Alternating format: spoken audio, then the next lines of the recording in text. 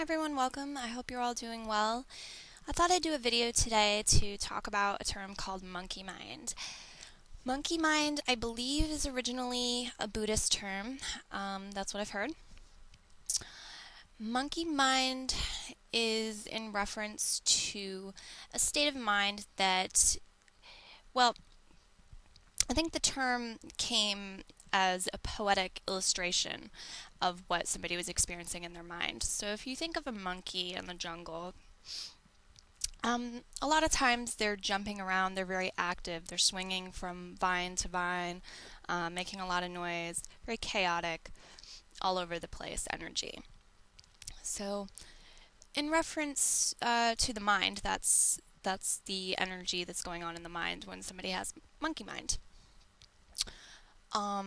So if you have a lot of different thoughts popping in your mind, you find it hard to still your thoughts and just be in a state of awareness and peace, then you have monkey mind. So I first heard of the term actually when I was taking a course in Tai Chi, and there was a dualism. On the opposite end of monkey mind was horse mind. And horse mind was a state of awareness. If any of you have ever exercised, pushed yourself in exercise to the point where you can't really think, you're just in a state of awareness of what's going on, that you don't have any thoughts going around beyond pushing on and what you're feeling, that could be called horse mind. If you've reached a place in meditation or otherwise where you're really just in a state of awareness, that's horse mind. So, when people are meditating, their goal often, at least with mindful meditation, is to reach a state of horse mind or a stilled, peaceful mind where you are able to focus on one thing and. What was I going to say? I think that really sums it up well enough, but anyhow. So that's the monkey mind. A lot of people, when they're trying to meditate, they will actually encourage the monkey mind and kind of aggravate it, make it more active while they're trying to quiet it. So I wanted to talk about that a little bit and give you a couple ideas, things that may work for you. They've worked for me. I'm sure there's likely to be other ways to to get the monkey mind into the horse mind for meditation, but these are the two that work really well for me, and I'm going to share them with you.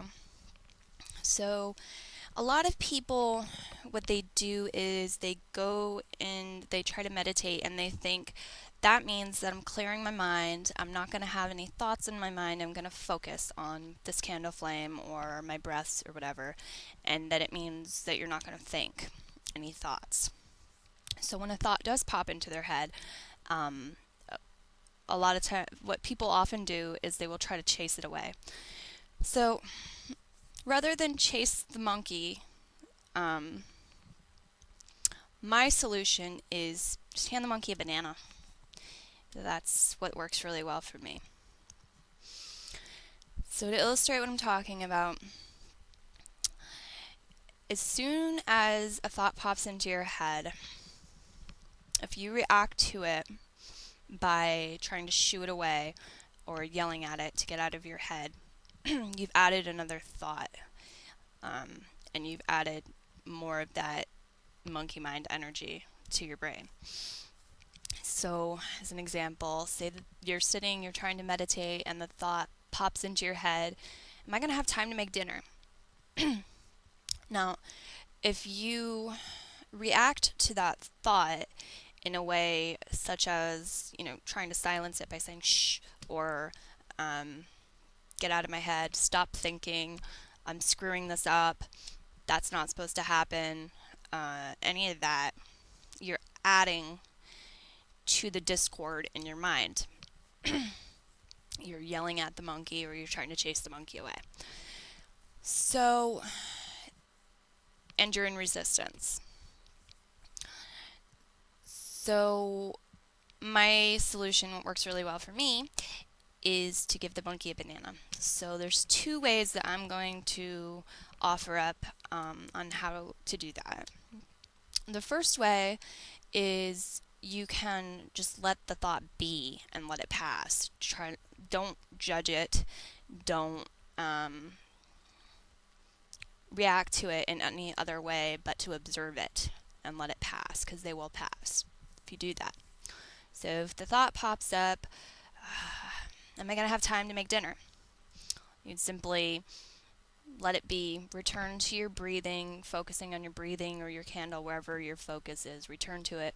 Sort of like ignore it, but really you observe it. You don't try to push it away through ignoring it or anything like that, because when you do that, you've made a judgment about it and you've added to the chaos. So you just observe it, breathe in, breathe out, let it be.